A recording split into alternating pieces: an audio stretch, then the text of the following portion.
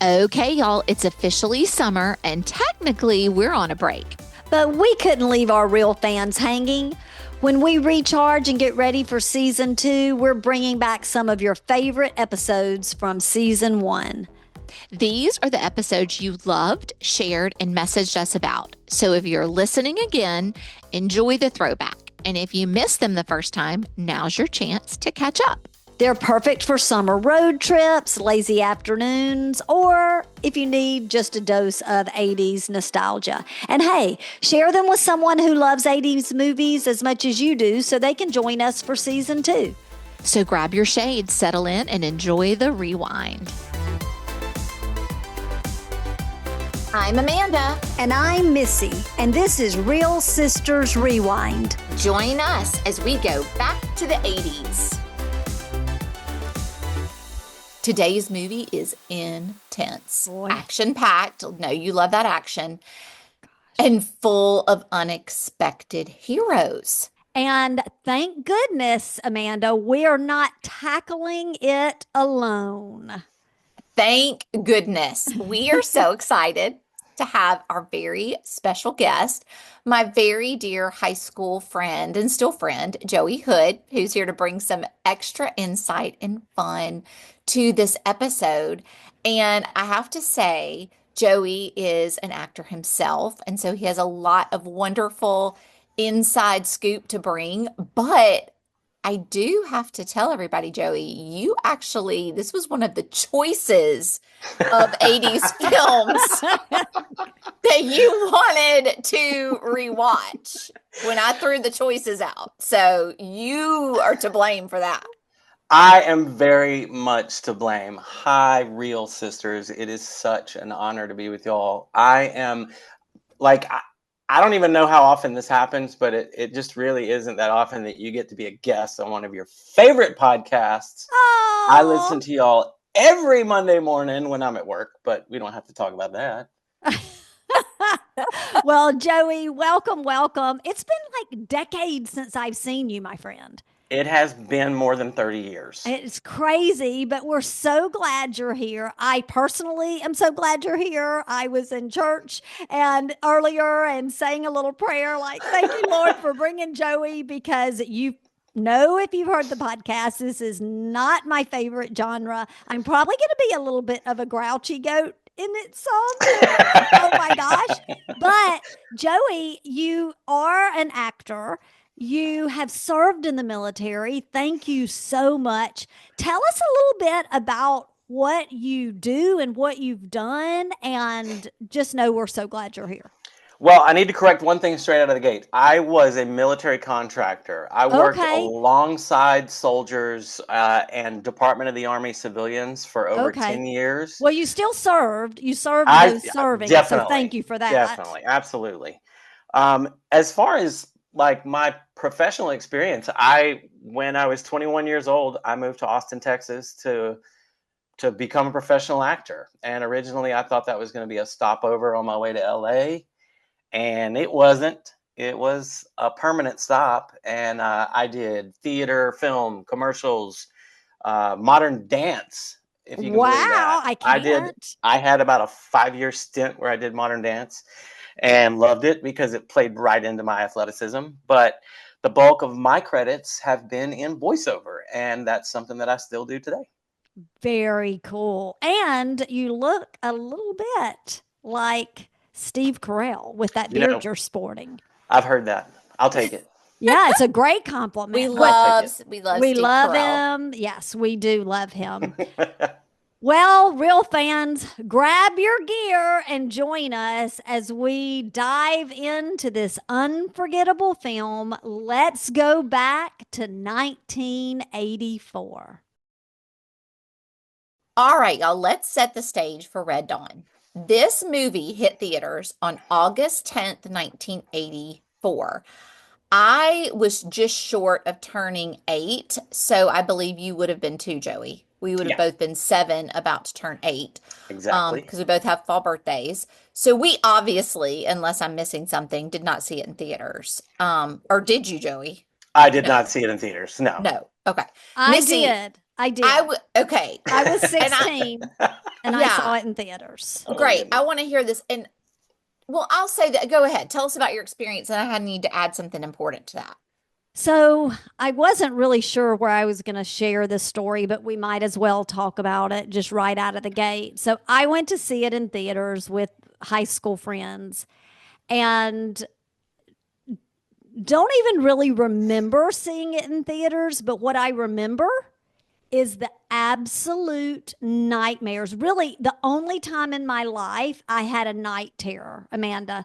And I was, in my room in that front corner of the house, and I woke up screaming. It's not like I, woke up and then got scared. Like I woke myself up screaming, and daddy ran into the bedroom, and I was crying You were about like, the the parachutes are the coming. parachutes, yes, which we'll get into, but that was the night terror. So, yes, I saw it in theaters, and yes, it Do you haunted remember if me. it was Hardy Street, Cloverleaf, or Ooh, Broadacres? I want to know I this one. I think it was Hardy Street Cinema because, Oh Oh, and boy. that makes it all the worse because to I me was that just was a about the scary worst one. cinema. Anyway, Yes. yeah, it was scary, and if You had you to go had up to those go to the stairs. bathroom, you had to go up the stairs. Yes. So, Yeah. all right. So I was 16. The movie was coming out August 10th, which was, just before school started or just as school was starting. And so No, back then it would have been well before. We didn't start until later. But yeah. school back to school time. And Yeah. Amanda, I was thinking about that and the time and things that were popular. And you went to school that next year, I believe, with a Cabbage Patch Kids lunchbox. It was like all pastel colors. Do you remember Yep. that? I sure do. I sure do. I had a really traumatic Cabbage Patch Kid experience, as you know, and I was probably so happy to have that Cabbage Patch Kids Because lunchbox it was because a real it was Cabbage Patch real, Kid. probably had the real stamp of approval. If we were 7, what would we have been, like third grade? Going Probably into third grade? second grade, probably, huh?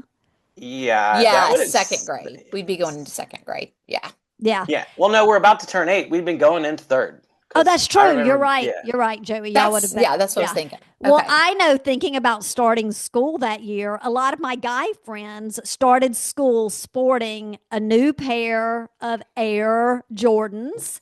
They had just come out that April as school was wrapping up. So they probably saved their money all summer so they could start out in a pair. Joey, did they make them small enough for you? Would you have been sporting them? Would you have wanted to And he- sport them? And he was a little tight. I You were was a little. I you was were a little much tight. smaller than most of the guys my age. I did not have a pair of Air Jordans, I don't think, until like well into the 90s. Like, But you did have a pair at some point. I did. I think Was it I was like a probably dream? still. Well, I think I was more excited about the parachute pants that I was probably still rocking going into school that particular But fall. it's funny you said that, Missy, because I didn't even know I didn't know they were a thing until the 90s. Like I had no idea. Yeah. So I think that's crazy. Came out in April of that year. That's amazing. And they're still a thing. Oh, for sure. Well, let's talk about something big that was going on in 1984. Well, all of the 80s, actually. That Cold War was. Nope. I veto that. The entire podcast is going to be about war. Let's focus this section on more fun, like pop culture movie stuff. Please. Okay. Dear Okay. Lord, Okay. please. Okay, but I will say because of this situation with the Cold War, I will say people were genuinely worried about things like nuclear war and Soviet threats and Yeah, all that thus really my scary night stuff. terror. Yes. Exactly. And this movie played right into that fear. Yes. It kind of is weird that it even, I don't know, like I think it's kind of weird that it even like happened and came out in theaters because know. it was such a scary time for this like thing to happen. Right. Yeah, I think it felt really real. But I will add something else that was kind of heavy at that time that was a scandal that we were dealing with. Now bring on a scandal. Go Yep, ahead. right here in the old US of A. This was not an international scandal. It was right here at home.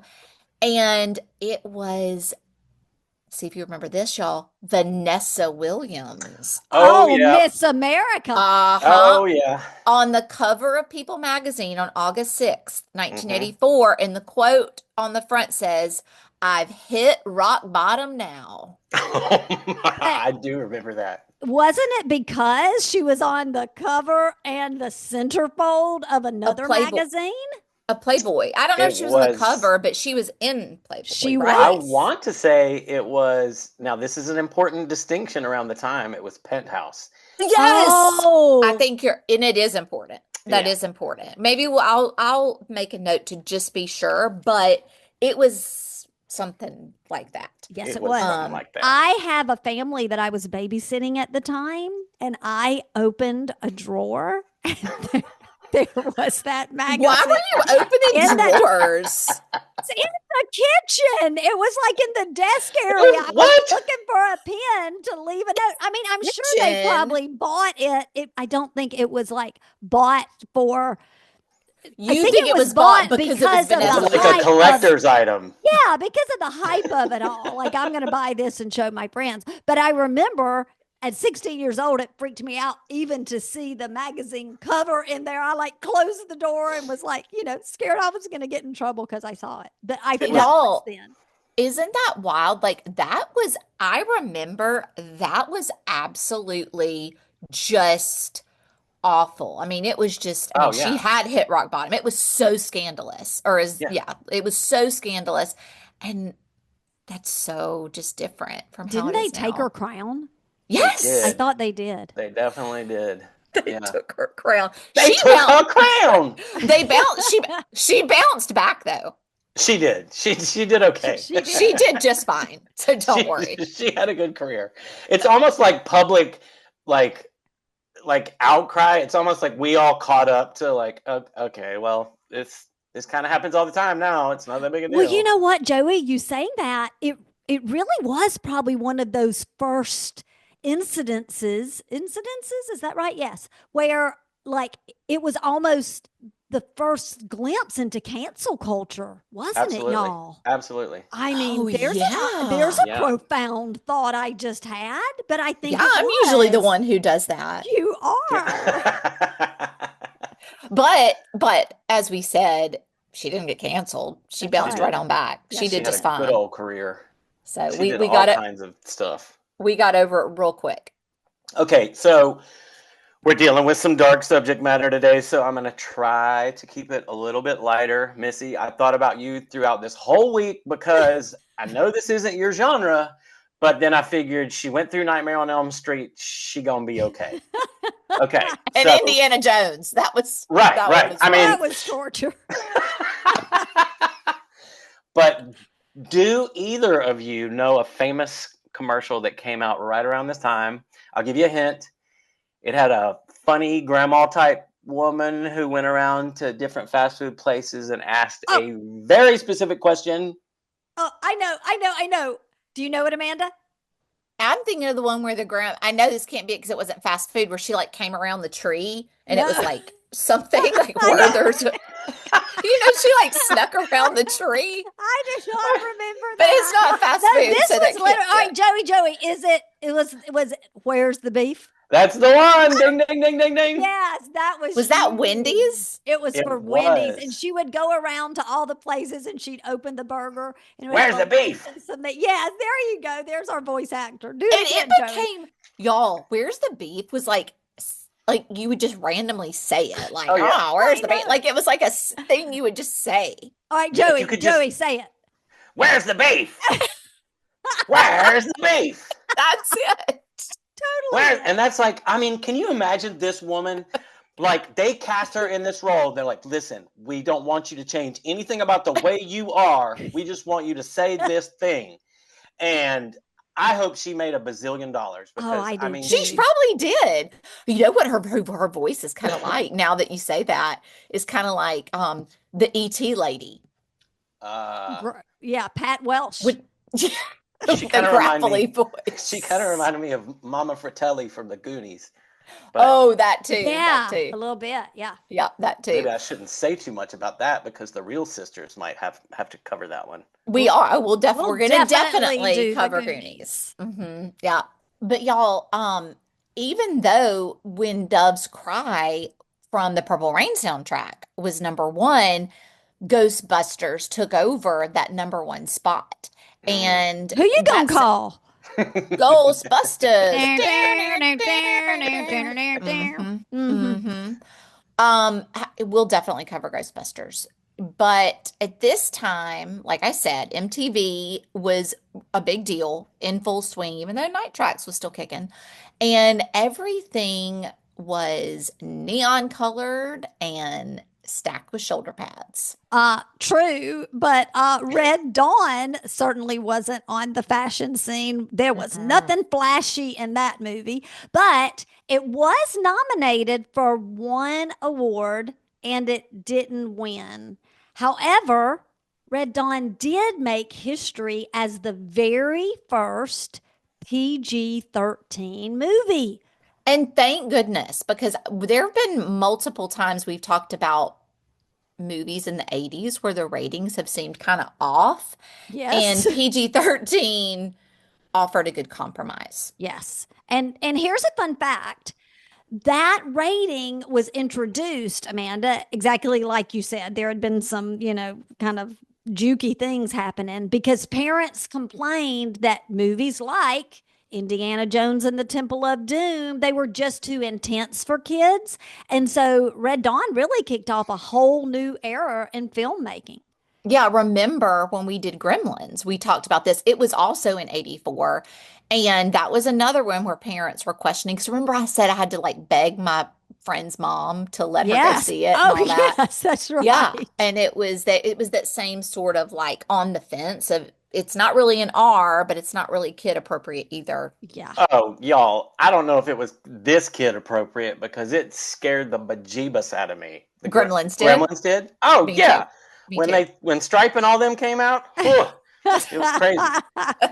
But back to Red Dawn, it is so worth noting that this was a pretty lean production by Hollywood standards at the time, and it had a budget of just $17 million and ended up grossing 38 million domestically. And that's pretty impressive for a film with such a dark, serious subject and tone, you know? Mm.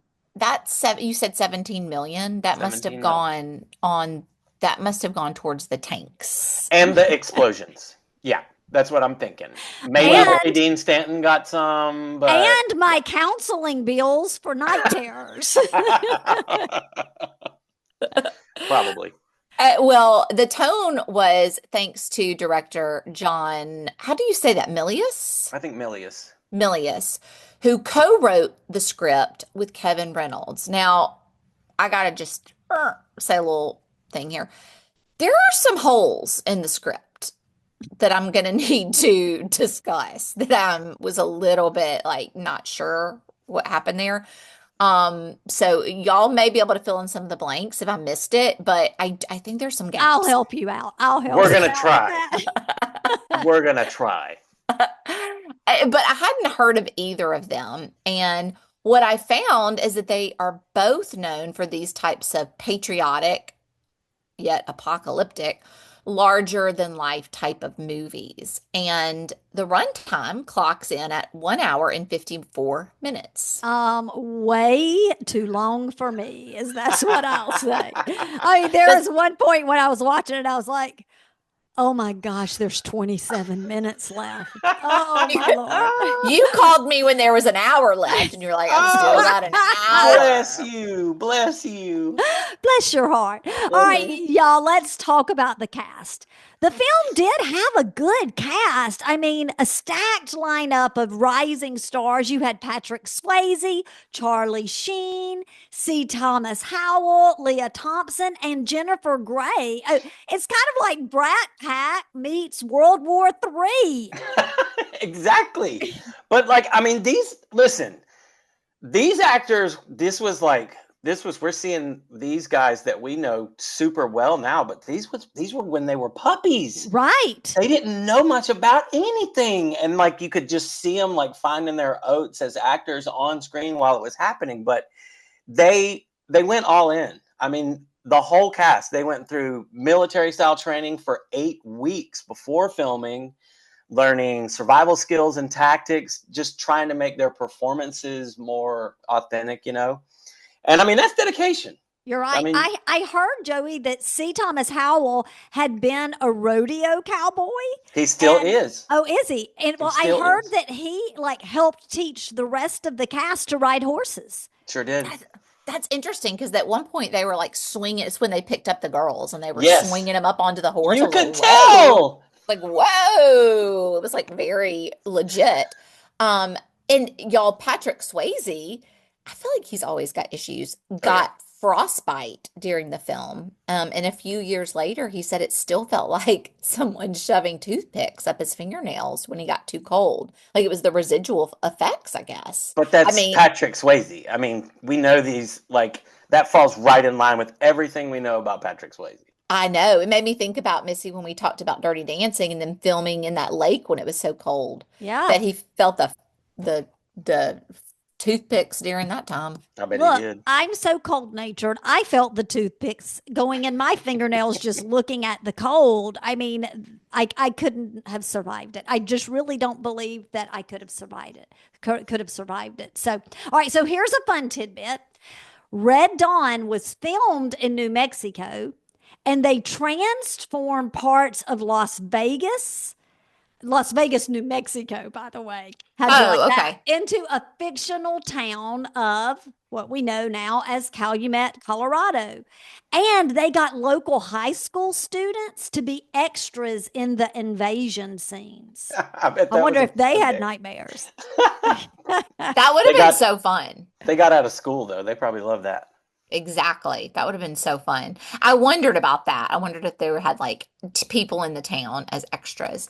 Red Dawn wasn't just your average action movie. It really struck a chord with moviegoers and became a big deal in its time. It really did, even though I didn't like it. It was a big deal. But that's what I was going to say, Missy. Like I remember it being a big deal to you, and you being scared of it made me scared of it. I didn't see it when I was young, but I do remember either it was on our Betamax or on HBO. Sony Betamax. Seeing that first part where the what do you call them? Paratroopers. Yeah, the paratroopers land, and being absolutely horrified, but I was partially scared because you were so scared. Yeah. So let's dig into this movie itself and see why it's still such a standout to many and remains in our memories even all these years later.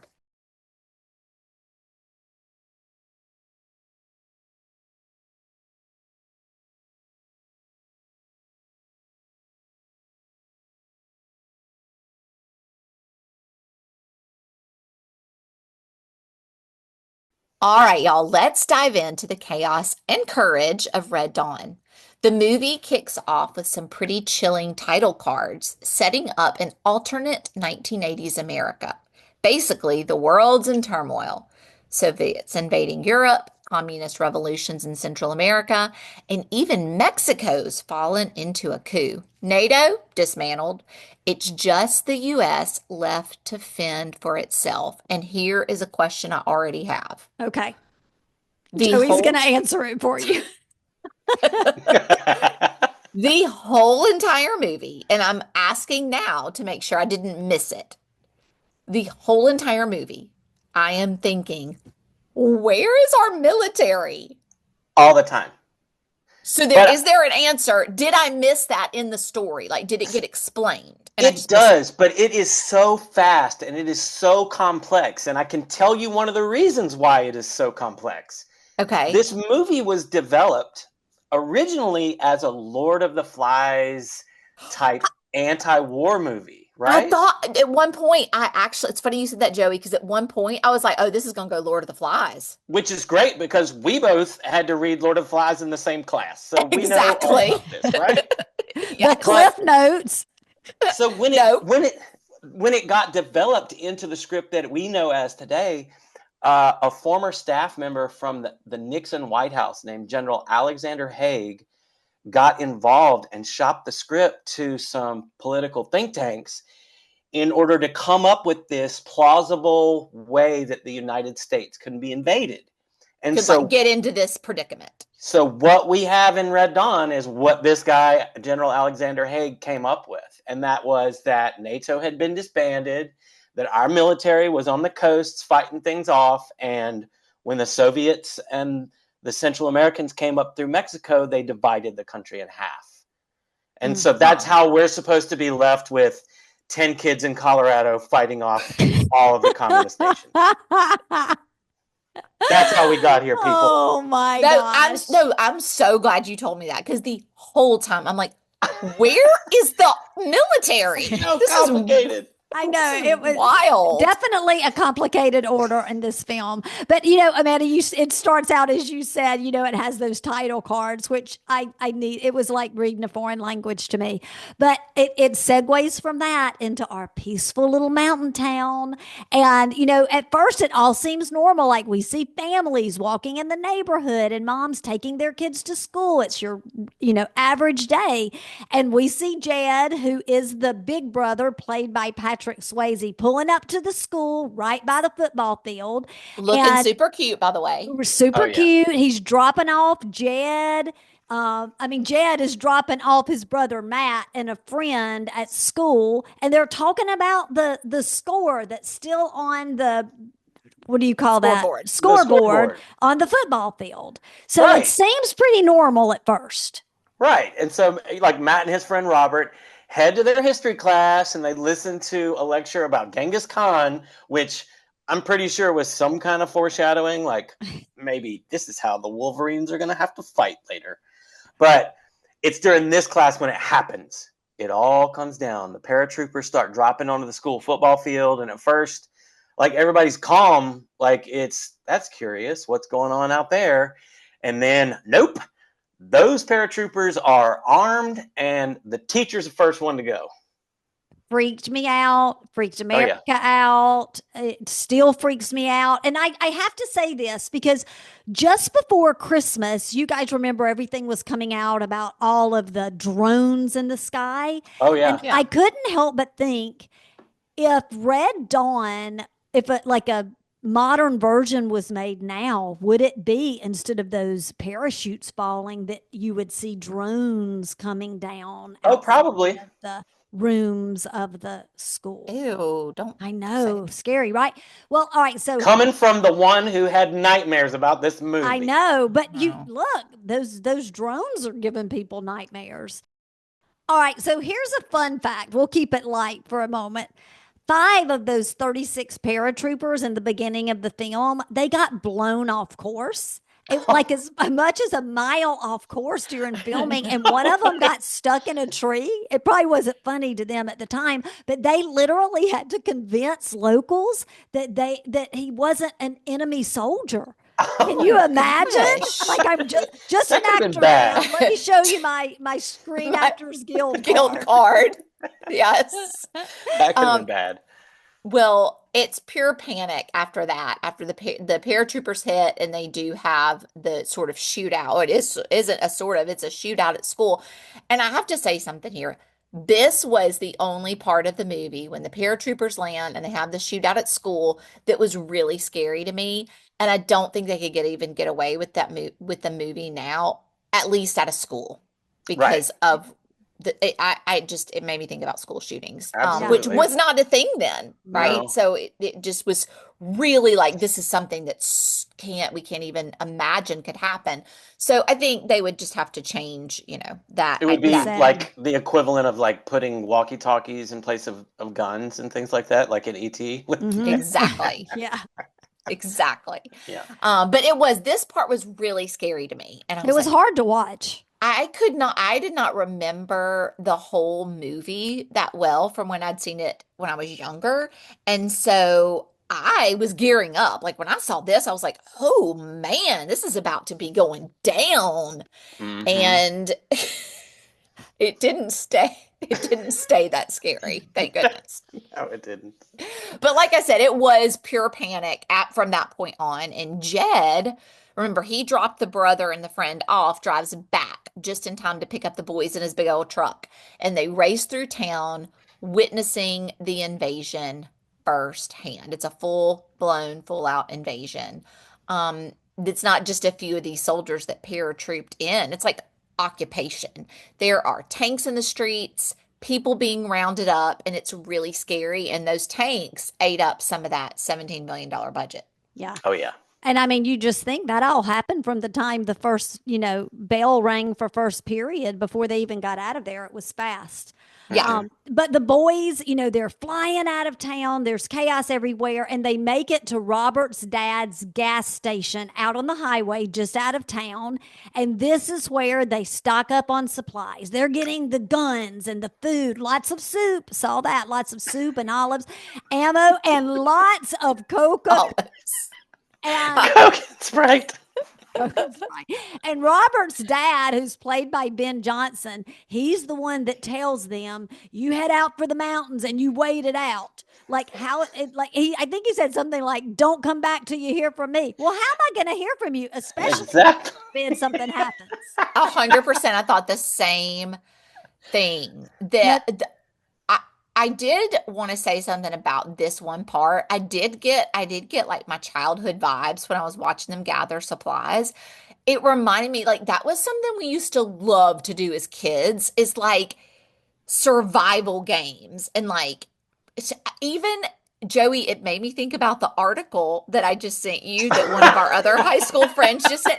When we would be out like the whole week during homecoming doing the pranks, but it was that same kind of like, get all your survival gear, gearing up, running the neighborhoods, we're wreaking havoc. But it was that same like mentality of like stocking up. It is the same energy. It's the same energy. And actually, like, this is an early example in film. So we have something called a trope.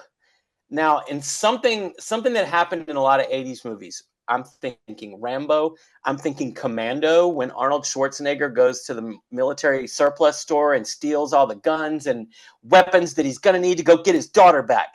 So here you're seeing another version of this trope, this thing that gets repeated throughout movies in the 80s. This is the supply scene. This is we're going to get geared up. We're going to get all the things that we need to go out and fight these communists. And that includes Sprite and Coke and a football. Yeah, the football. You're right. I thought the football was going to come into like some big foreshadowing, whatever, like, because they show the close up of the hand grabbing the football. And then, no, they just had a football game later on. That's really all the football was for. Well, they needed to bond. I mean, if you're going to be surviving up there until you hear back from Robert's dad, you're going to need to have some bonding time. And something to keep you busy and to have fun. Yeah, like you're going to have lots of Campbell's soup cans and olives. And don't forget, get some of that TP because I ain't going to use no leaves. That, I believe, was a direct quote from Robert in the movie. Yeah, so they've geared up. They've got their supplies, so they're heading out to the mountains to wait it out. So once they're out in the mountains here, Jed sort of becomes the de facto leader, right? And they're focused on just surviving. But wait, don't y'all think that he's the oldest, so it kind of makes sense, right? Because he's the one, he's not in college. I mean, he's not in high school. Right. It kind of does make sense, but then, But then maybe Robert's dad should have said, like, you know what? I'm an adult. I'm going to go with you. I'm going to put more supplies in my vehicle, and I'm going to be there with you boys. Again, we're encountering holes in this particular script. We're suspending belief for the story. Okay. Yeah, totally. So, and also during this time, like, we see Robert, like, young C. Thomas Howell. Like, you got to imagine that C. Thomas Howell, Patrick Swayze, and Darren Dalton, he plays Daryl. We'll talk about him in a little bit, but all three of them were in The Outsiders together. Oh, so yeah. You got to imagine that they just came off a movie together. And then here they are a year, maybe later, shooting Red Dawn. And so, you start to see like little baby C. Thomas Howell, like he's getting older, and his character, like he was obviously cast for his innocence, you know. Yeah, he had Yeah, that baby face baby. innocent look. Absolutely. I mean, he Yeah, just played Pony Boy. right. So here we have C. Thomas Howell, and he's growing up, but now we're out in the mountains and we're having to survive. And Robert C. Thomas Howell, he shoots his first deer, and then he's got to drink the blood. Okay, I have a question here. Okay. Like, okay, Okay. growing up in the South, all three of Yes. us grew up in Hattiesburg, Mississippi, Mm-hmm. and people went and they hunted. Our Mm-hmm. daddy hunted. It was, Did you hunting hunt? was I don't remember. Did you ever hunt, Joey? I dove hunted. We never deer That's hunted as right. I kids. remember that. Yeah. Okay, you're right. okay. So when they would go out hunting, and like, daddy would always take like the friends' kids and stuff like that. If someone shot a deer, they would take some of the blood and like put it like stripes on its face, and they would say, "We're blooding you," I think is what they Yeah. called it. Yep. Never, ever, ever have I heard of drinking the deer's blood. What the heck? I got to tell you, it was a thing. It I really believe it. was In for the real, 80s, Joey. it was a thing. I And believe it. now when we talk about that kind of thing, like when we do like a lot of times these days when like a young person will take their first deer, they will do that and they will put a little, stripes on your nose and on your cheeks. It's just a way of kind of indoctrinating you into the world of you've taken this animal that now you're going to use every part of that you can. It's just Right, like right. that kind of deal. But in the 80s, we didn't know anything about some of the parasites that some of these wild animals are carrying that are That's what I was thinking. I was like, very, people very get so dangerous. sick. Brain wasting disease is one of them to be really afraid of. Oh my But no, gosh. that was like in way out in the country. Yeah, you'd have some people that would do that. It was kind of a rite of passage, but you don't hear so much That about was that anymore. really, really gross. It was And that's the point where that's the moment where I was like, oh, this is going Lord of the Flies. a little bit. It was Like, going Lord of the Ugh. Flies on where's me. Piggy? Well, I Mhm. was going like, where's the bathroom? I need to go throw up.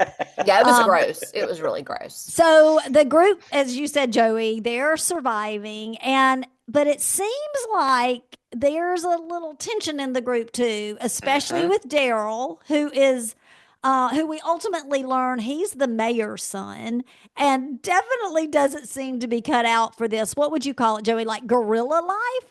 Survival. Yes, well, survival, but Guerrilla. like he's also like out in the woods, like trying to be like a student body president. Yes, let's all Like, come together and hey, make our camp. Daryl, all that's out the window, buddy. We need to focus on surviving. Yeah. Oh, there's definitely conflict. Well, Jed and Matt sneak back into town to see what's happened. They've decided we got to go check it out. We got to go see what's going on. And they Well, didn't find they decide to go though after they were like, we've only got a few olives left? Oh yeah, I mean they were like, I'm getting We sick better of go this on back. this tomato soup or whatever because they had been just like really living off that Yeah. for a while. And I was interested. I was like, ooh, what are they going to see when they go back? And basically they Ugh. found that their town was under like occupation. Yes. But it wasn't like everybody was dead. They were still living and there were people walking around and stuff, but like it was very quiet. No one was speaking. And like I think they tried to say hi to somebody and the person kind of like blew them off. Wouldn't speak to him, yeah. Yeah, wouldn't Yes. speak to them. And they find their dad in a re-education camp and he was beaten but still defiant. And isn't this the part where they don't meet her, but they're in one of the stores and the girl tells them like, we can't talk to you. Like they're looking for you or Yeah. it's in Oh, this yeah. visit back to town, right? Like Yes. finally they tips- get through to somebody who will actually tell them Tell what the deal them is. they're Like, looking for you. Yeah. Yep. So yeah, the dad is getting beaten here. And this is the part, isn't the dad here the dad from Pretty in Pink? oh yeah. I was Harry Dean like, Stanton? Oh, yeah. I was like, that's Molly Ringwald's dad. Yeah, same dad from Pretty in Pink. So It was so sad, this part, though, to see all of yes. our people, all of the Americans, like in that camp. And it just was heartbreaking. That really was sad. Like this was still kind of a scary part. It was. And then when he started like telling them, don't you cry, don't you ever cry again. Yes. And, they were crying because of what they were seeing in their dad. And then their dad's like, avenge me. Avenge me. Like, this is the line from the movie. Yes. It is the one that lives on. I had a theater director in Austin, Texas. Shout out Ken Webster. Hey, Ken Webster. If we ever got a bad review and like his direction was ever criticized, before we went on stage for the next night's show, he would have us all in a huddle and we might have a toast or we might have a little let's go get him, and he would go, avenge me. That was just straight out of Red Dawn. I have two questions. Number one, when you guys, and by the way, this wasn't something that my generation did. We didn't play survival games when we were that. I don't really understand. They weren't that, games. It was legit. I mean, y'all weren't surviving homecoming week, but you know what I'm talking about. Yeah. But so is that something y'all would say if you were gathering supplies at that time? Like, avenge me? I wouldn't have. Or was it like a go-to saying, like, where's the beef? Well, I mean, here's the thing, though. Like, for me and Amanda, we were 7. And so we definitely did. But well, I know at that time you weren't, but you just said, like, this is that mantra that came from this. So when y'all were doing the survival things, did y'all say it? When I was with my guy friends, yeah, like every now and then that would come out. Okay. Or like it would be like if there was like a I'll be back, or Wolverines. Wolverines was probably the everybody knows tagline. Wolverines. Yeah. Okay. We would do stuff like Wolverine. Here's my other question. Not, I'm going to try to get off topic as much as I can with this. But Joey, in all your acting, do you have like a most iconic role or a favorite role that you've had? What a hard question to ask right now. Yeah, that's really broad. But I think one of the ones that I did was a one person show called The Atheist. Ooh. And the role was originally played by Campbell Scott and then later Chris Pine. Okay. And so by the time I played this role, there was literally Campbell Scott, famous actor, director, and Chris Pine, famous actor, and then Joey Hood here in Austin, Texas, doing this little one-person show. And it was really successful. My sister got to come see it. My family got to come see it, and I loved that. But that's why probably that one's my favorite. Well, are you doing anything right now? I am still doing voiceover work for video games. I play Nightwing and the Batman Who Laughs for the DC Universe online game. How cool. How cool. The next thing you do, if it's on stage, I think Amanda and I have to come out and do a little research and development for the podcast. You know, he lives in Hattiesburg. Yeah.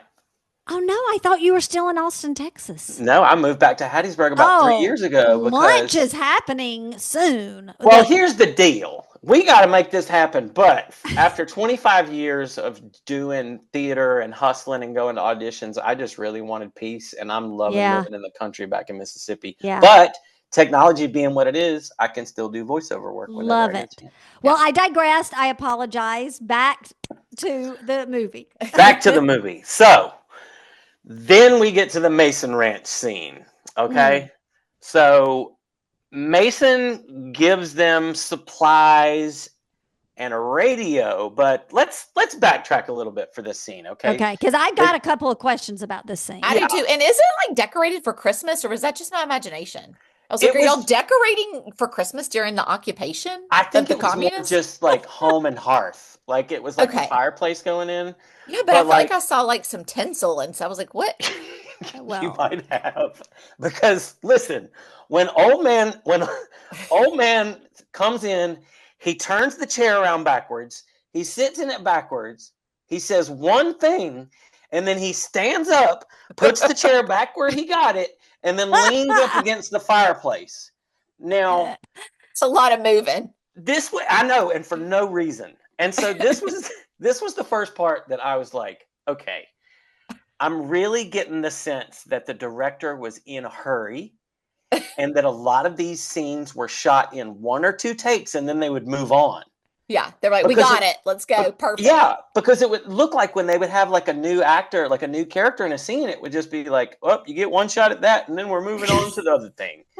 Because we really need you to sit down and hand them this radio, and then you got to. And then you got to. He stands right back up. Then he goes and gets the radio. He brings it out to Robert. And Robert's like, no, we can't take this radio. Don't you worry about it. I got another one. And so then does he lean on the hearth? He is leaning on the hearth. It's his piece of stage business. It's what he does. That's probably he's probably doing that to display the tinsel. Maybe it was. Maybe. Well, I have to say this when I'm watching the scene. Of course, I've seen the movie before. I couldn't remember a thing about it.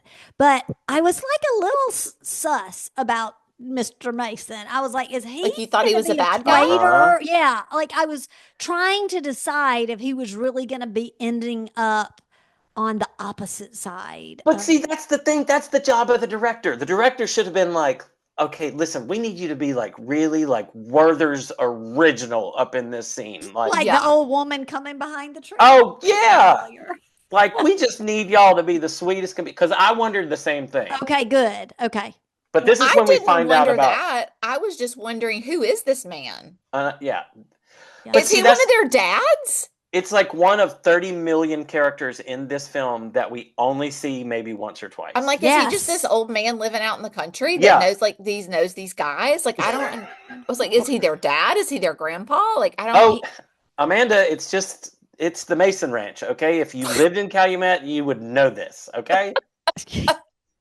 That's what they were going for. But, okay, so in this scene, like the old man leans on the hearth for like the 12th time. And then Robert, well, before that, he tells Jed and them about Free America. Free America. Yep. He basically this is the first time that Jed and the boys learn where they stand in terms of where the enemy is, what the United States is going through. Like this is when we get a lot of exposition about like, well, this is Free America and you're 40 miles behind enemy lines, young man. That's the first time that happens. You're in occupied territory. You're in occupied territory. And then, oh yeah, one more thing. I got some fairly heirlooms I want you to look after. And then old man Mason pops up the floor, and that's when we meet Tony and Erica for the first time. Like his grandnieces or something like that. Yeah, not even his grandkids, his grandnieces. Yeah, for the love of all that's holy, this was not necessary to have these. It's not. And why were they hiding them? Oh, here's what I think. Remember, Mason is like, they've been talking about some folks who've been getting attacked in town. That ain't y'all, is it? Oh, so maybe it was like maybe if it was maybe he needed to vet them first before he let them know that the girls were there. I don't know. All right. When he opened the trap door, it looked like they had been like in Silence of the Lambs. Or like the movie Prisoner. I thought about that movie Prisoner. They were like, they look up and they're like terrified. These girls are so traumatized. From the jump, they are trauma personified. Yes. Oh, and they just don't act right. Like it's rough. But so this is when we meet Tony and Erica, and they are played by Leah Thompson and Jennifer Grey, whom two greats. They're about to become big time names in our world. Yes. Yeah. They really didn't get to show off their acting chops in this though. No, we'll talk more about that later. Okay. The group heads back to the mountains now with Tony and Erica. And this is where I said that scene where he like grabs her by the hand and swoops her up onto the horse, like very professionally. Rodeo cowboyish. Oh, yeah. Very much so. Very much so. They're trying to adjust to this new way of life. But those radio broadcasts from Free America are a constant reminder that the war is far from over, y'all. Joey, help us understand what's up with these coded messages. Like John has a long mustache and the chair is against the wall. Do you even know or no? I can only guess. These are obviously like, it's like code and cipher. So if they were to say like John has a long mustache, then somebody who hears that broadcast would have a key that they could reference and like put things together that way. That's the best thing I can come up with.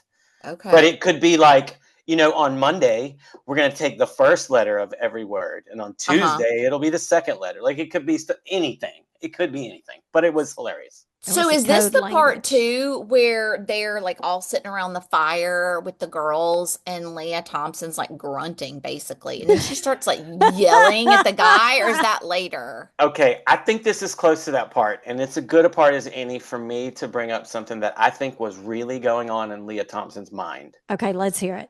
I think that when she got this Wait, role, she you mean Leah wanted Thompson, the real person or the the real character? person. Okay. Okay. I think that in some part of her interpretation of that character, either she was trying to actually portray behavior of a real live Wolverine, or some director. So, there was a lot on the cutting room floor that we missed, because I'm telling you, not only was this child traumatized, she was feral. She was feral. Yes. Yes. I'm like, there's something wrong with her. Really, both of them. It was so Well, we didn't even get to hear strange. much out of Jennifer Grey, but I No, know, I barely know. until she died. Like right, barely anything. Oh, sorry, right. spoiler alert. But yes, like she barely They had had been in the anything. basement too long. They had They had been in the obviously, basement yeah. too long. And I also felt like Leah Thompson was like fell in love with every boy that she had a conversation with. Yeah, It I was did too. I like have an a couple of attachment. questions about that. Good. We'll ask them I then. might have an answer about some of those questions. Let's Oh, move forward. yay. Oh, Okay, I have a total confession here before I kind of go into this next part, is that it was the end of my watch this time, my rewatch, that I noticed, y'all are going to laugh at me, but that I noticed when they were playing football, back to the football, that I'm trying to think who it was. I think it was Matt, but it may have been Robert, had on the Letterman's jacket that said Wolverine. absolutely not. It You've got to is. be It kidding took me me. that long to realize why they called themselves the They even Wolverines. said it at one point. I I think it probably may I have been. probably was scrolling on my phone when they said it. I think it was on the scoreboard at the beginning too. Like that Yeah, Well, was I'm they a thinking I flash. definitely said it. probably missed it then, but there's a confession from a Hey, we got romantic you. comedy gal. Like, I But think the communist guys talk about it at one point, well, like early on. yeah. These Okay. Wolverines. Yeah. Well, it doesn't take long before these Wolverines face their real enemy, their first real enemy.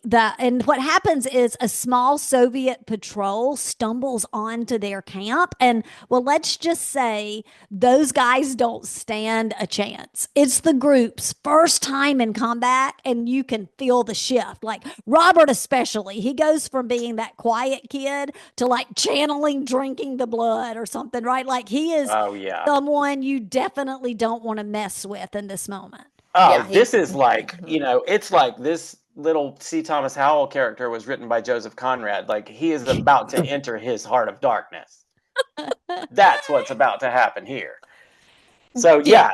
And then like the Soviets, like they retaliate, and they retaliate in a big old way, and they start executing townspeople. Oh my This was really gosh. sad. Also, Yeah. can I ask a quick question to, because I may have missed this too. In the first encounter with the Soviets, did any of the Wolverines die?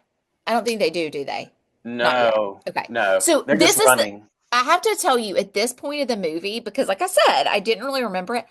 I thought that the teenagers were going to just totally win and overtake the two communist superpowers. Like that's Yeah. what I thought was going to happen. That's what lived in my memory too of this Me movie. too. I was like, oh, this is going to be hysterical because these teenagers are going to take down these communists. Yeah, because like everything was us versus them, like Rocky versus Mm-hmm. Mm-hmm. whoever. Apollo. Yeah. Exactly. It was No, that but the kind of thing. Soviet. So yeah, they like when they start executing townspeople. It's gut wrenching. Like Matt has to watch from a distance as his dad and Arturo's dad are just gunned down, and it's just it's just something that's so visceral and so stark that you kind of put yourself in that position. It's just like you can't imagine like these two boys. They're boys. Yeah, Okay. they're Yeah, they boys are for boys. They're sure. You're boys. right.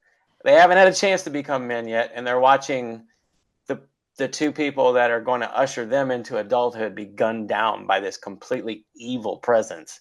And isn't this the scene where he brings the mayor out, He right, to does. watch, and he's standing there in that trench coat, and Mm-hmm. the mayor kind of acts like he doesn't know what's going on, and then they get shot, and he's like, oh, like Oh, he's I like so thought that mayor was surprised. playing both sides of the I fence.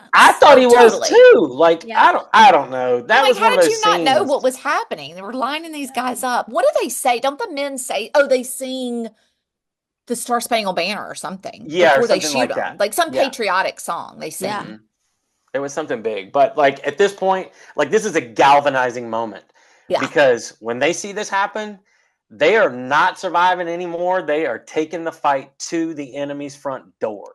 Yes, and they do it with a vengeance. The Wolverines turn into this guerrilla powerhouse, ambushing patrols, stealing weapons, and blowing up supply lines. And this was that momentum where I was like, oh, yeah, they're going to take them down. Mm-hmm. They're making a name for themselves, literally, and they start spray painting Wolverines everywhere. Yeah. Which, by the way, again, I'll just say I thought they were like channeling the inner wolf. No, it's their high school, just their high school mascot. That's all. Well, things take a turn. Gonna say that's what we would have done. Yeah. So I would have been Warriors! warriors. Things take a turn when we meet Colonel Tanner, played by Powers Booth. He parachutes into their territory, and suddenly they've got an adult. They've got someone who actually knows how to fight a war. And he gives them the rundown on the bigger picture about what's going on and how the Soviets had invaded through Mexico and Canada and how tactical nukes had wiped out key U.S. defensive. It's a lot. It's a lot, y'all. But did you listen carefully to that part? I didn't. But Me Tanner too. does train them to be more effective fighters. He Yeah, does. he's serious business. He is, but it's almost like okay, he's a plot device that the screenwriter put in because it's like okay, we could use this character to like give credibility to these young people, like you know, if they're going to have this kind of success in their fighting tactics, like wouldn't it make sense to have this character enter the movie that actually teaches them the effective way to fight and how to properly attack instead of just using just naked aggression all the time. Like maybe that's what his character was there for. Yeah. How did he parachute in? His plane got shot down. Oh, okay. And That's so right. he had to jump That's out. right. That's right. So Tanner warns him about what this life is doing to them and Robert. Like he's telling them how to fight, but he's also like, I've been there before, kid. You might want to reconsider certain things about how you're feeling and how you're acting right now. But it's just like, this whole scene was like, I love C. Thomas Howell and I love Powers Booth, but I laughed my butt off when he tells him, all that killing's gonna burn you up inside. All that anger is gonna kill you. And little C. Tommy Howell looks up at him, and what does he say? Keeps me warm. And he's got this little bloodthirsty smile on his face. And what you're seeing there is like, yes, the character Robert is like definitely embracing some of this darkness and this He's bloodthirst. evolving. He's becoming, as Amanda might say, unhinged. Yes. But Whole thing is unhinged. But he's still the actor C. Thomas Howell is still mid-pubescent, and his voice is changing. And so you see this character with these doe eyes look up at Powers Booth and say that anger keeps me warm. And it's like, baby, you ain't even had a chance to graduate high school yet. Totally. I absolutely. And again, he's not the same kid we saw before. He's not. He's not. Lord of the Flies. Here he comes. Yes. Tanner leads them on an intense mission to an enemy airbase. After they've done this training with him and all that, they're prepared for this, bigger, what do you call it? Mission. Mission. That's the word. Yes. They rescue prisoners and destroy major targets like it's getting real. But we lose both Tanner and Arturio in the process. Arturio's death hits especially hard because he was really young and still had this like sense of optimism. And I'm He was sure a they were babe. sad to lose Tanner because he was really helpful to get them ready for this attack. Yeah, he was like Well, an anchor. he was. And I have to just say, Erica is really shaken by Tanner's death. And I was like, was she flirting with him in the field there? And like Yes. that cheesed me out so much. And then she's taken this death so hard. I was like, does she see him as a father figure? Is she wanting to like snuggle up next to him in the cot? 100%. Like, what is going on here? What were you gonna say? Here's the part where I can tell you I've got a little Tell me. background Oh, information. This is where I started being Okay. like, what is the deal with this chick? So when Tanner dies, first of all, I just want to talk about, we see Leah Thompson and she starts making animal noises. Yes. As much as I can describe it. When she's reaching toward the camera going, oh, oh, oh, oh. Like, I mean, I don't know what's going on. And then I'm thinking like, y'all just had like a little flirty moment on the football field. Like, what elicits this kind of reaction to the death of Tanner? Yeah. Okay, so in one of the original cuts of Red Dawn, Tanner and Erica, Powers Booth, and Leah Thompson have a love scene. They that hook up. got I cut. knew it. So we're missing so much character development in this that just honestly, I was like, what in the world? Real talk, y'all. Even if we had seen that scene, I'm pretty sure that it wouldn't justify animal noises like Leah Thompson was making. But in test screenings, the audiences were so weirded out by the age difference. I was just about to say, I was going to say, older. yeah. But that's something that we hear about more and more and more in today's society and filmmaking. Yes. And in the 80s, even that age difference was so stark that it was noticed by test audiences. It ooged people out. Cut.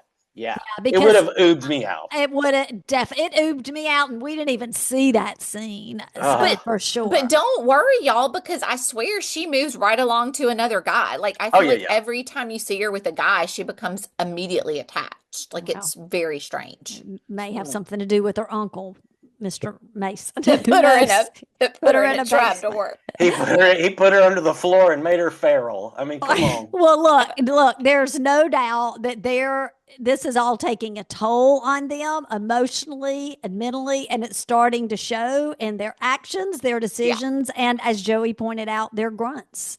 That's right. And this leads us into a major betrayal, and that is Daryl. Daryl, this is another big turning point. He sneaks off to see his dad, even though Jed and everybody said, don't go back to Calumet. Like, even when they were on the Mason Ranch, he said, don't go back. But Daryl went back to see his dad, and the Soviets make him swallow a tracking device.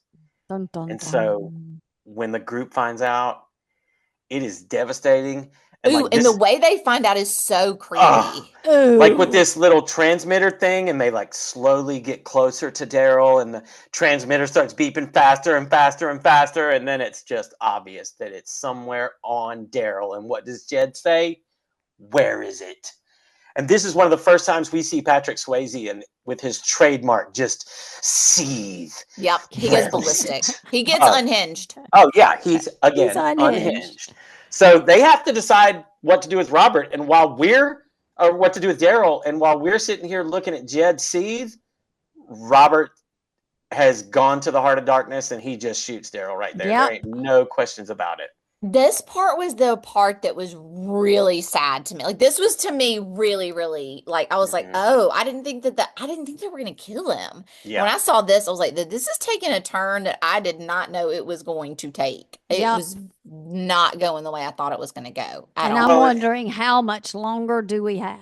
You know, by this point, Missy, I think it's only like 10 more minutes. Okay. I think it's only 10 more minutes. But like you see Daryl collapse against Robert, and it's all just so devastating. And very dramatic.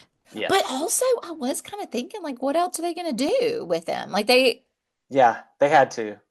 Like this, They, every second they're standing there, it's just broadcasting to the communists like where they are. I know. So So it was gotta really, move on. I felt bad. And then I thought, why don't you just leave him here alone on the mountain? But you know what, Missy? You said something very important. A Uh, word, oh, dramatic. oh yeah, dramatic. Dramatic. Hmm. One thing that I thought throughout this movie, watching it from start to finish, is that this is a true melodrama. Like every scene is the height of Of emotion. height, agree, It is agree. the depth of emotion. It is everything is highs and lows, and there's just not a lot of nuance in there. But No, yes, and very it wore dramatic. my ass out. Me and you Well, both. all of that melodrama within all that, things are really unraveling. And the Wolverines are barely hanging on, y'all. And the Soviets then come in with these helicopters. And I will say, this is funny. I'm not funny, I mean, haha, funny, like interesting, because they're sitting. Remember, this is when the Soviets had dropped the food from the Mm-hmm. boxes off the back of the Mm-hmm. truck, and they which had I gathered. thought was another Mr. Mason thing. It's a Like they were trap. going to be trapped. Yeah, I Yeah, I did did. too. I did too. But they weren't. They got all this food and they're sitting on the rocks and they're eating their food. And this is the first time we kind of get a little like bit with Jennifer Grey finally. She like Yeah. squeezes the orange on Patrick Swayze's head and it's like and so they're eating the food and then out of nowhere the helicopters fly and start ping ping ping ping Was it out of shooting. nowhere? Well, right, maybe that was the trap. I don't know. I think there was a transmitter in those Oh, supplies oh, I Oh, didn't yeah, think maybe. about that. because Sure, the there helicopters was. We were appeared right. right after that. That's right. That's See, it's right. that's from your survival learning as a child, you know. But so they attack with these helicopters and it is pure chaos. They're running, they're hiding. And in this part, actually, Tony and Robert, they both get taken out. I think, isn't this where Robert has the rocket launcher and hits one of them? And Mm-hmm. he's like so pumped and excited, but they just immediately, then one immediately comes back and shoots him down. But it's really sad too that Tony dies in this part. Patrick Swayze like pulls, she gets shot and he like pulls her under a tree and um she is so, she's so cold and talking to him and he she ends up, I don't really remember the conversation, but basically he ends up handing her a grenade and leaves her there and is basically like, girl, pull the pin when you're ready. Yep. Yep. And like all I could think in that moment, I can't be the only one, but I was just like, is this Baby and Johnny in an alternate universe? Like, I what's happening right yes, now? and I was like, oh, so maybe that's why she didn't want to do another movie with him because he left her to die. I don't I was know. like, nobody puts baby in a corner. Nobody And puts nobody baby under leaves a Baby tree. without a grenade. Oh my Exactly. He's like, gosh. well, here's a grenade to keep you warm. Bye. It's like, Ugh. oh gosh. Well, losing Tony and Robert, it was a blow. And Jed and Matt carved their names into the memorial rock, and you can see they are drained, but they still manage to plan one last mission, and it's going to be an attack on the Soviet headquarters in Calumet to create a diversion. Now, I'm Dun, not dun, Okay. sure dun. exactly what it's all about, but Joey, take it away. No, wait, before you do, Joey, I have to ask this question, and you may or may not know. Missy, maybe you may or may not know. This is where we cut to a part that I literally thought I was watching a Saturday Night Live skit because it is the two communist head men, like the Yes. Cuban guy and the Soviet And the guy. Russian guy. Yeah, the Russian guy in the headquarters of wherever Yes. they are. And all of the sudden, the Cuban guy is like penning a letter to his wife. And it's like, but it's like you can't see his lips moving. He's writing and it's like saying his voice. And it's like, my dearest It's Lolita, I miss you every day. My fingers run. Literally, he says something about my fingers holding your beautiful black hair. Is this all worth it? I do not know. I miss you. And so I'm thinking, oh, this is a plot twist. He's about to go help the Wolverines so he can get back to his wife. No, we never hear or see another thing about it. And it is literally like a Saturday Night Live skit because you can like hear the voice in the background and he's like so serious. Nothing ever comes of it. It Am is I almost my like gosh. if Jack Handy were writing his voiceover at the end. Yes. My love, my beautiful negra-haired love. I am tired of the revolution. yes? And did you notice that the Soviet guy in the background while they're showing him, he's just sitting back there thumbing through a Playboy? Yes, Like, yes, Yes, he's yes, wait, and they're yes. like smoking yeah, cigars. yeah, yeah. Oh Probably the my one with goodness. Vanessa That's Williams in probably it. why he So, was thinking so of his wife. It's because he's been looking at the Playboy. He's like, But I better wipe my wife. I'm glad. is there some did I miss it? Like that really was just a one-off, that right? was Like it. But okay, okay. let me ask you this question, and I'm saying this to you now, but it probably is something I should have said at the beginning. So I was watching Red Dawn on a very, very popular worldwide streaming service, Okay. and all of my closed captions were on. Okay. But anytime there was any Russian or Spanish spoken in my stream of Red Dawn, there were no subtitles. I Yes, me can't too. remember. There Okay, were then I no guess mine was too. subtitles I just for don't it. remember. Okay, because we're sitting there and we're listening. Like I was listening to that voiceover of the Nicaraguan general, like talking about his wife, and like I speak some Spanish, so I was able to sort of parse together what he was saying. But Mhm. tonally, just what he was trying to convey was just coming out in his voice and his face. So I could sense some weariness. I could sense like he was talking about his lady and he missed her, but that's about all I It got. was so bizarre. Like they should have cut that and kept the Leah Thompson and what's his face hooking up and cut that scene instead. I Because I do was not like, want Well, to see that. I it get was it, but weird. even Leah Thompson said that that was one of the reasons why she signed up with the film for the film was that love scene that got cut. I don't know what that's about, but she said it. Interesting. I guess Maybe she had a crush on Powers Booth. maybe she did. Let's just move on. So Because we're that finally going to be at the final mission, right? Here we go. the Missy's favorite part is coming up because well, no, that would probably be the credits, but the final mission is upon us. It's intense. Jed and Matt take on the Soviet base, just the two of them, brothers against all odds. Matt says to Jed at one point, or no, it's Jed says to Matt, he says, being brothers is hard, huh? And Matt says, yeah. And then they go take the Soviet base. They destroy the key targets. They did a pretty good job. They do. And I think these two performances were probably two of my favorites. But unfortunately, Matt, played by Charlie Sheen, gets fatally wounded. Yes, he does. Yeah.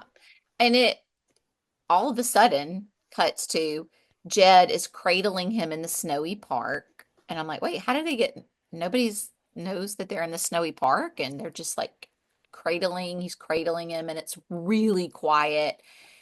And it does say a lot about their relationship and their care for each other and everything they fought for, of course. And then Colonel Bella watching everything falling apart. Instead of going after Jed, he just lets him go. He's like, just let him And have this moment and go to the park and cradle each right, other. just I'm tired. go. Yeah, not Yeah, I'm each other tired. because Matt was They're dead. not going to make it anyway. Um, and it's just interesting, the whole moment, because you can see he's just done with it and I guess ready for the war to end too, which maybe that's supposed to like kind of coincide with the letter to the wife. I don't know. But I Yeah, I never don't know. got really great clarity there. It's disjointed here. It is But- disjointed. But the scene Gaps. between the brothers is It's sweet, yeah. I feel it. Yeah, it's sweet. And the light is beaming down perfectly on I was them just on going the to say park it's bench. perfectly lit by the Yeah. park bench. Yeah. It is a beautiful scene. Yeah. Well, the movie finishes with Erica and Danny making it to free America. I thought you were And- about to say making out. Well, Erica's narration at the end, it talks about visiting the Memorial Rock where the Wolverines left their names. And there's a plaque that pretty much sums it up because I think now we are back in free America, right? Like Yeah. America's back. Yeah. You know, I know the brothers played a key role in that. But this is what the plaque says. It says, they fought here alone and gave up their lives so that this nation should not perish from the earth. Dun, dun, dun. Hey, well, remind me how Jed died. What happened to him? Did he get killed in that last shootout or something? I think it was sort of implied that they were both just going to go down with the ship. And like, I don't ever Oh, think that okay. we actually saw We Jed's don't death. see Jed die. I mean, It's Oh, okay. just he Okay. like, may have made it back to Mr. Mason's ranch and living happily ever after in the basement or something. Who knows? Okay, gotcha. Okay, yeah, just making sure I didn't miss that.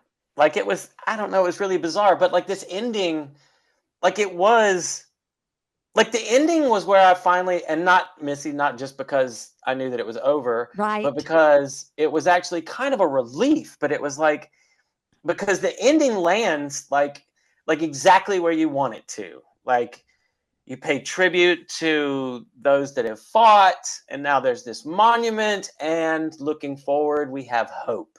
You know what I Yeah. mean? Yeah, and the U.S. is back together, I guess. It's So like that's what you want. yeah, we're like moving forward, and like it doesn't really sugarcoat anything in terms of like a big Hollywood ending, because after all, everyone dies except for, of all people, Erica and Danny. Like if it was Survivor and it was the beginning of the episode or the season, like you wouldn't have picked them two out to be the last one No, standing. For I was just about sure. to say that's who we're left with to fill our population is Erica and Danny. Exactly. And but the whole thing with The Rock, and like it ties the story down to like an authentic sort of heart, like I feel this here kind of a level. But I Mm. just really don't think that the rest of the movie earned that. Yeah.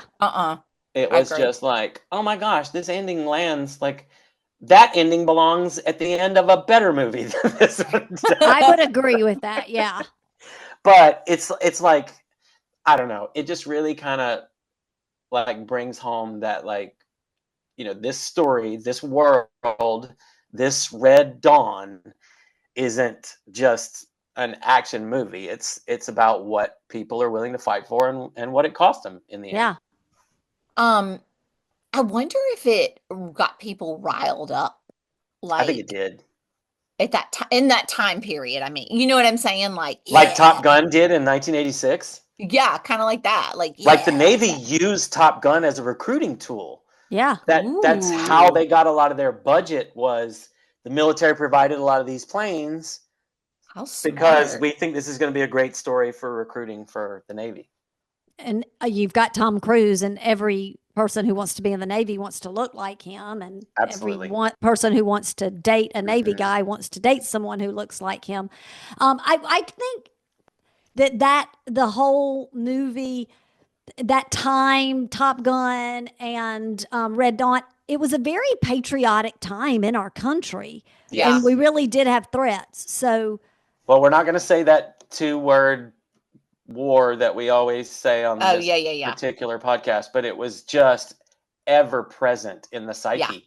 And when you had something like this movie that just tapped into that fear in such a really, especially when you're talking about the youth, Yeah. because these were high school students, and it was meant to sort of ignite that fervor in young people about, like, okay, Mm-hmm. this is a very, very real threat. Mm-hmm. But here's what might happen if it happened on our own soil. Like, what yeah, might that look like? yeah. And what could you do? Yeah. Missy, do you remember if this was something that like adults watched, or was it because it's so many young, like the cast is so young? I don't remember. I feel like it was more. Gosh, I hate to compare it to Breakfast Club, but I mean, it was more. I feel like at the time, more young people were watching it Yeah. than adults. Yeah. Yeah. Yeah. This is just like, it was a different telling of Rambo with 10 high school kids. Yeah. Yeah. Oh, that's a great analogy. He's so smart. He is. Ugh, So gives me then, too much okay, credit. this, we always talk about this, and I feel like we're kind of there, um, thinking about how it measures up. So, how do we think it measures up on the rewatch compared to when we saw it in the 80s? Or I know I saw it at some point in the 80s, but in our younger years. Who first? I'll go first.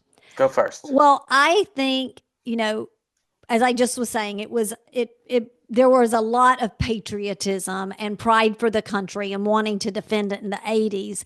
And I really think we've come full circle with that now. I mean, we've just had the inauguration. It is a time where people are hopeful about our country. And people are calling themselves patriots again. So although the movie was hard for me to watch because I don't like those type of films, as you know, even though the movie had major gaps in plot, in a way it measures up because of where we are today. That's all I'm going to say. It resonates, right? Yeah. I'm letting you go last, Joey, because you're going to have more to say. This is going to be my first time to say it does not hold up for me. I was disappointed in what my memory was of the movie, except for that one scene that was really scary. But other than that, I was like, what in the fresh hell is this? Like, there were just so many gaps. I mean, it was entertaining because I knew it was entertaining to me because I knew I was going to get to talk about it with y'all, and it was so that would be funny. Yeah. But I mean, it's not a funny topic, of course. Right. But just the melodrama of it all, I couldn't get on board. It was a lot. All right, Mr. Hood. Well, I'm on board with both of what you've both just said, like it being a melodrama. I believe that we are in another part of, like, in a more evolved state as an audience. You have to understand, the very first talking motion picture, the first talkie, was The Jazz Singer, and it came out in 1927. So here we are in 1984 with Red Dawn. Now, we're listening to a lot of sound effects in Red Dawn that were used on Westerns. Oh my gosh, please talk about this. This is important. I felt like I was watching a John Wayne movie. I was like, is this John Wayne with the pow? So fun fact, there's something in back in the day when they were, like, let's say the 50s, they were shooting like, it was really, really expensive to do sound effects. Everything had to be recorded live. And so in 1951, a movie came out called Distant Drums. And it was the very first time a scream called the Wilhelm scream debuted. And what happened was a soldier was going across a swamp and got attacked by an alligator. And they needed a big scream that sounded like, ah, like agony. Okay. And so they recorded this scream with a guy named Shep Woolley, who later wrote Purple People Eater, that song. He recorded the first Wilhelm scream. So anytime after that in Warner Brothers, they used a stock scream. Like if somebody got shot falling off of a building, it was ah! And so throughout the years, sound editors, ever since a little movie in 1977 called Star Wars came out, that was the first homage Wilhelm scream. And so ever since then, sound editors have put that scream into movies as a way of giving a wink to other sound editors. It is present in Red Dawn.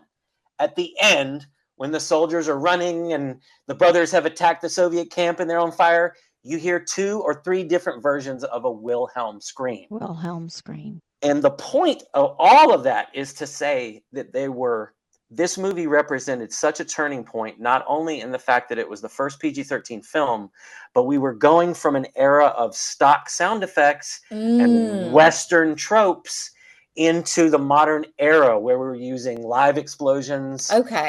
And creating our own sound effects because things were starting to get cheaper. Now, with all of the gunshots, some of the gunshots sounded off. They sounded way off, and then you would see some people reacting to those gunshots. Like, there were some editing problems. Like, it wasn't as seamless as you wanted it to be. But all of that comes together for me to say that this movie just is laughable. Comedy from a pure filmmaking standpoint, like, they didn't mean to be funny, but they took something that was very, very serious in tone, and they did the best they could with it. But there were just parts of it that, like, here in 2025, it's not standing up. But just like you said, Missy, like, it does come back around to where we are now with our patriotism has kind of represented itself in different ways. Like, now we have Navy SEALs that are on the consulting production to make sure that everything is exactly right, militarily speaking. Right. So, Hey, can I ask one quick question about the Wilhelm scream? Is that how you yes. say it?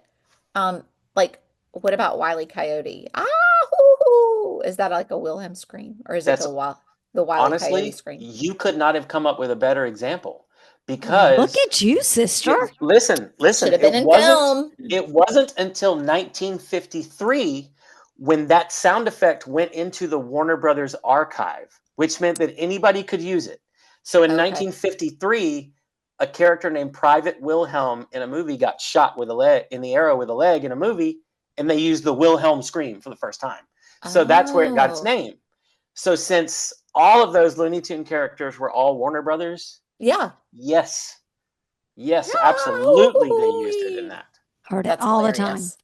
We learned Oh, so much. Thank you. Will you come do another? please. I want to be a recurring. You can call me Uncle Joe, and I'll just be a recurring character. Oh, we would love that. We would love that. Well, all right, y'all. That is a wrap on Red Dawn. And again, Joey, we couldn't have done this episode without you. So thank you so much. It was so awesome having your perspective and insight on this one. It was my absolute pleasure to be here. Thank you so much. Thanks for taking the time to rewind with us today. We loved revisiting these classics with you. And if you've enjoyed season 1 and haven't left us a 5-star rating and review yet, we'd be so grateful if you did. It really helps more than you know. We'll be back soon with brand new episodes and fresh picks for season 2. But until then, Keep enjoying the reruns and keep it real.